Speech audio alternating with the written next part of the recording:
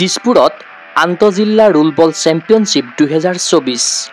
junior আৰু super mini শাখাত খেলুৱৈৰ শ্ৰেষ্ঠত্ব প্ৰদৰ্শন গুৱাহাটী ৰুলবল সন্থাৰ উদ্যোগ শুক্ৰবাৰৰ পৰা তিনিদিনীয়াকৈ দিছপুৰৰ ৰুদ্ৰসিংহ ৰুলবল গ্ৰাউণ্ডত অনুষ্ঠিত হৈছে চতুৰ্থ সংখ্যক জুনিয়ৰ আৰু ছুপাৰ মিনি আন্তঃজিলা ৰুলবল চেম্পিয়নশ্বিপ 2024 অসম ৰুলবল সন্থাৰ সহযোগিতাত গুৱাহাটী ৰুলবল সন্থাই আয়োজন কৰা প্ৰতিযোগিতাত অংশগ্ৰহণ কৰিছে 9টাকৈ ৰুলবল দলে 9 অনুৰ্ধ ছুপাৰ মিনি আৰু জুনিয়ৰ শাখাত খেলুৱৈসকলে ক্ৰীড়াংগনত দাঙি ধৰিছে ক্ৰীড়া প্ৰদৰ্শন দেওবাৰে অনুষ্ঠিত হ'ব প্ৰতিযোগিতাৰ ফাইনেলৰ মহাৰণ আনহাতে 11 অনুৰ্ধ মিনি 14 অনুৰ্ধ সাব জুনিয়ৰ টুৰ্ণামেণ্টখন অহা 26ৰ পৰা 28 জুলাইলৈ তিনিচুকীয়াত অনুষ্ঠিত হ'ব এই সন্দৰ্ভত জনালে অসম ৰুলবল সন্থাৰ সম্পাদক ভূমিধৰ বৰ্মনে গুৱাহাটী ৰুলবল এছ'চিয়েশ্যনে অৰ্গেনাইজ কৰিছে in collaboration with Assam roll ball association Rudrasingha roll ball গ্ৰাউণ্ডত তিনিদিনীয়াকৈ অনুষ্ঠিত হৈছে আজি কাইলৈ আৰু পৰহি দেওবাৰে আবেলি ফাইনেল অনুষ্ঠিত হ'ব ইয়াত আণ্ডাৰ 9 অৰ্থাৎ ছুপাৰ মিনি আৰু জুনিয়ৰ কেটেগৰী হৈছে ইয়াৰ পিছত under 11 mini and sub junior under 14 এইটো তিনিচুকীয়াত অনুষ্ঠিত তিনিচুকীয়াৰ শিক্ষাদী গুৰুকুল স্কুল তাত অনুষ্ঠিত হ'ব জুলাই 26, 27, 28 জুলাইত অনুষ্ঠিত হ'ব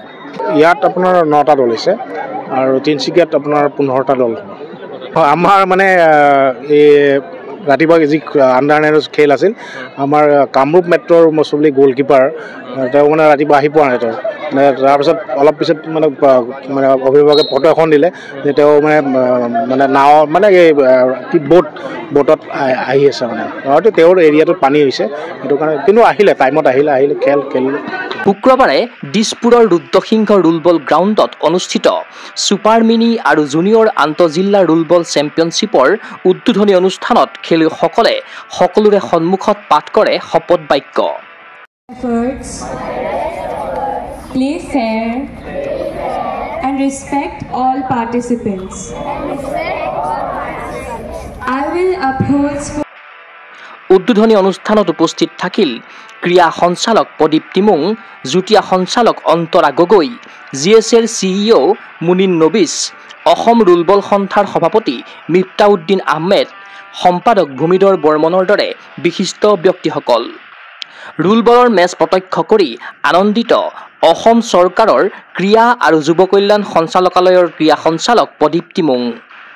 অসম ৰুলবল সন্থাৰ পদক্ষেপক তেওঁ উচ্চ প্ৰশংসা কৰাৰ লগতে অনাগত সময়ত সন্থাক সহায় সহযোগ কৰাৰ দিলে প্ৰতিশ্ৰুতি মানে সন্থাই যিখিনি কৰি আহিছে হয় আমি তেওঁলোকক আৰু আমাৰ ডিপাৰ্টমেণ্ট হিচাপে যিমানখিনি ছাপোৰ্ট কৰিব লাগিছিলে সিমানখিনি আমি ছাপোৰ্ট কৰিব পৰা নাই কিন্তু আমি চাই আছোঁ প্ৰজেক্ট কিছুমান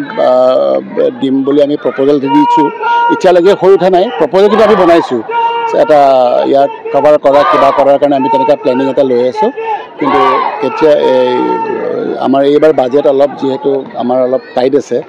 চ' গতিকে চাওঁ আমি ক'ত মেনেজ কৰিব পাৰোঁ যদি কিবাকৈ মেনেজ কৰিব পাৰোঁ এইটো আমি নিশ্চয় কৰিম আৰু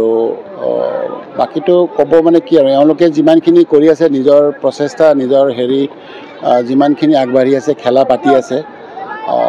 শলাগ ল'বলগীয়া আৰু আমিও চাই নাথাকোঁ আমিও যি পাৰোঁ তেওঁলোকক আমি সহায় কৰিম বৰষুণৰ বিধি পথালি নোহোৱাকৈ যাতে টুৰ্ণামেণ্টখন অনুষ্ঠিত কৰিব পাৰি সেয়া আশা প্ৰকাশ কৰিছে অসম ৰুলবল সন্থাৰ সভাপতি মিফতাউদ্দিন আহমেদে বৰষুণ যেতিয়া এৰিছে খেলটো নিশ্চয় ভাল হ'ব বুলি ভাবিছোঁ আজিৰ পৰা এই 3 দিন ধৰি ইয়াতে খেল আছে আজি আৰম্ভ হৈছে আৰু 3 দিনতে শেষ হ'ব লাগে নিশ্চয় বহুতবিলাক প্লেয়াৰ ইয়াতে টিম গোট খাইছে খেলখন ভাল হ'ব বুলি মই ভাবিছোঁ আনহাতে ৰাজ্যত 2008 চনৰ পৰা ৰুলবলৰ উত্থানৰ বিষয়ে সুঁৱৰিলে গুৱাহাটী ক্ৰীড়া সন্থাৰ CEO মুনিন নবিছে লগতে অসম ৰুলবল সন্থাৰ সম্পাদক ভূমিধৰ বৰ্মনৰ প্ৰশংসাত পঞ্চমুখ তেওঁ ৰুলবল সম্পৰ্কত আচলতে এই খেলটো সঁচা কথা মানে মই ব্যক্তিগতভাৱে যিটো দেখি আহিছোঁ আজি 10-15 বছৰ আগৰ পৰা এয়া ভূমি বৰ্মনৰ একক প্ৰচেষ্টাৰে আগবাঢ়িছিল এই খেলটো প্ৰথমতে ধৰ আজি 2008 চনৰ যিটো নেহৰু ষ্টেডিয়ামৰ যিটো সেই গ'ল এই কি আইলেণ্ড ৰোড সেই আইলেণ্ডতে আৰম্ভ কৰিছিল আৰু তেতিয়াই তাৰ পৰাই নেশ্যনেল লেভেললৈকে আমাৰ খেলুৱৈ গৈছিল তাৰপিছতে ধৰক কটন কলেজ ইনডোৰ ষ্টেডিয়ামত এই খেলৰ হৈছিল